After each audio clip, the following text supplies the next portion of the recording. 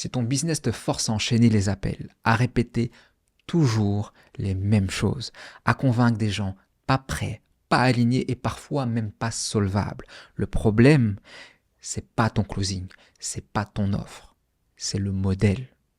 C'est le modèle classique d'un business d'accompagnement qu'on a tous suivi à un moment ou un autre. Et dans cette vidéo, je vais te montrer comment j'ai arrêté de forcer en prenant le contre-pied total de tout ce qu'on nous a toujours appris. Et j'aime toujours bien prendre cet exemple pour illustrer la manière dont fonctionne le business d'accompagnement aujourd'hui, de la manière dont on nous l'apprend. Disons que je suis à la recherche d'une nouvelle voiture. Je traîne sur les réseaux, mon téléphone m'a écouté et il y a une pub qui se présente à moi. Une pub super bien faite, qui cible exactement mon profil, ma frustration du moment, ça crée de l'attention, ça me donne envie d'en savoir plus. Et donc, qu'est-ce que je fais? Je prends contact naturellement. Parce que moi, j'ai besoin d'une voiture, mais avant d'aller plus loin, j'ai envie de savoir, est-ce que, oui ou non, ils ont la voiture qui me correspond? J'ai envie de savoir s'ils ont une voiture qui correspond à mon budget, s'ils proposent une garantie, s'il y a de l'automatique, de la manuelle, etc. Et donc, je prends contact et je pose mes questions.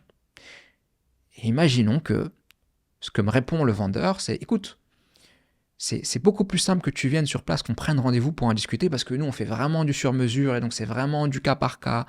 Il y a tous les prix, il faut vraiment que je comprenne ton besoin. Et donc là, je serais vraiment en mesure de te dire si on a le modèle pour toi ou pas. Et de toute façon, quoi qu'il arrive, je te donnerai des conseils, t'inquiète, tu viens pas pour rien. » Tu vois ça? C'est exactement la manière dont fonctionne le modèle de l'accompagnement aujourd'hui. On va faire de la rétention d'informations. Donc, on va retenir volontairement les informations essentielles pour forcer le rendez-vous. Résultat des courses, qu'est-ce qui se passe? On attire qui?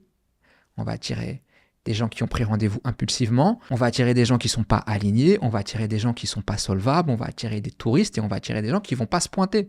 Et le vrai problème, c'est que ce modèle, il ne peut fonctionner que si tu compenses par du volume. Plus de leads, plus d'appels, plus de pression. Et le volume, ça dévore ton temps, ton énergie et ton plaisir. C'est pour ça que tu étouffes, parce que tu dois toujours faire plus. Et c'est pour ça que de mon côté, j'ai pris l'exact opposé. Pour convertir plus, j'ai décidé de filtrer mieux. Et ça change absolument tout. Et j'ai changé 3 choses. 3 principes que j'ai mis en place. Pas de hack, pas de règles. C'est 3 principes tout simples qui font un peu peur au début, mais qui au final ont tellement changé ma vie et mon business. Le premier, c'est la transparence radicale.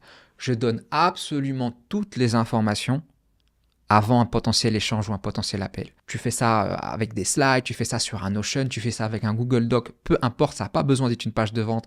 Je fais vraiment le plus simple possible, mais je mets vraiment tout par écrit. Donc, toutes les questions que le prospect pourrait se poser, il va trouver sa réponse de manière très concise. Donc, il n'y a pas de zone d'ombre, c'est très clair pour lui, combien ça va lui coûter, qu'est-ce qu'on va avoir comme résultat, c'est quoi la transformation qu'on propose et comment on s'y prend. Le principe numéro 2, c'est la préqualification avant la persuasion. Si jamais quelqu'un n'est pas aligné avant un appel, je préfère qu'il ne le prenne pas. J'ai juste implémenté 2 choses. Premièrement, j'ai rendu mon message intentionnellement clivant. J'ai arrêté de lisser, de vouloir plaire, de chercher la validation. Non, mon offre, c'est un statement, c'est une déclaration. Okay, c'est mon positionnement face à quelque chose. Et je l'assume pleinement et ça ne va pas plaire à tout le monde, mais tant mieux. Je veux que ça résonne avec les bonnes personnes. Deuxièmement, j'ai arrêté de donner un accès public à mon agenda. Parce que si je veux qu'on respecte mon temps, il faut que j'apprenne à le respecter moi-même. Aujourd'hui, il y a beaucoup de gens qui ne respectent pas votre temps et qui ne se pointent pas parce qu'ils disent de toute façon, c'est open bar, tout le monde peut aller prendre un rendez-vous. Si c'est pas moi, c'est quelqu'un d'autre. De toute façon, sa journée, il l'a réservée pour ça. Bon, voilà, ça fait partie du jeu. Si j'oublie ou si finalement j'ai autre chose à faire de plus intéressant, je me pointe pas, ça n'a pas trop d'impact. Mais ça, c'est parce que toi-même, tu valorises pas ton agenda. Alors, comment tu peux attendre que quelqu'un d'autre le fasse? Avant de donner l'opportunité à quelqu'un d'avoir un appel avec moi, je vais préqualifier, soit par des conversations en DM, ou soit par l'engagement. L'engagement, ça veut dire quoi? Ça veut dire que, je ne sais pas, par exemple, il a téléchargé un lead magnet qu'il a consommé jusqu'au bout, et à la fin de ce lead magnet, s'il a vraiment été jusqu'au bout, là, il y a la possibilité, il y a un lien pour réserver un appel. Et le principe numéro 3, filtrer plutôt que de forcer. Moins de volume, mais des gens qui savent pourquoi ils viennent. J'ai jamais compris cette obsession pour le volume, pour avoir le maximum de calls. On veut avoir le message le plus rassembleur, avoir le plus de personnes qui réservent un appel parce qu'on essaie de jouer à un jeu statistique où on se dit oui, mais au final, il y aura X% de ces gens-là qui deviendront clients. Donc plus j'ai d'appels et plus j'aurai de clients. Mais ça, c'est vraiment un mindset que moi-même j'ai dû changer parce que c'est complètement débile, c'est complètement faux. C'est pas le volume qui compte, c'est la qualité de tes leads. Je suis pas là pour parler au maximum de gens possible et devenir esclave de mon agenda. C'est absolument pas pour ça que j'ai commencé ce business. Aujourd'hui, je prends 5 fois moins d'appels, mais je fais pas moins de ventes.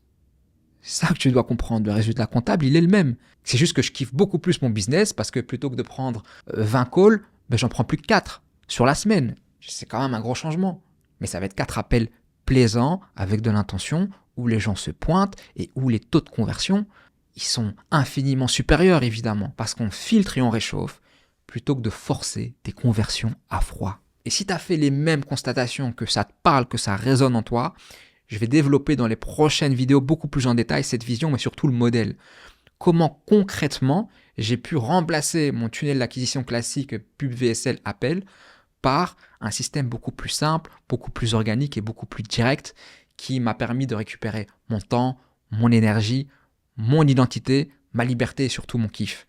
Si jamais ça t'intéresse, alors abonne-toi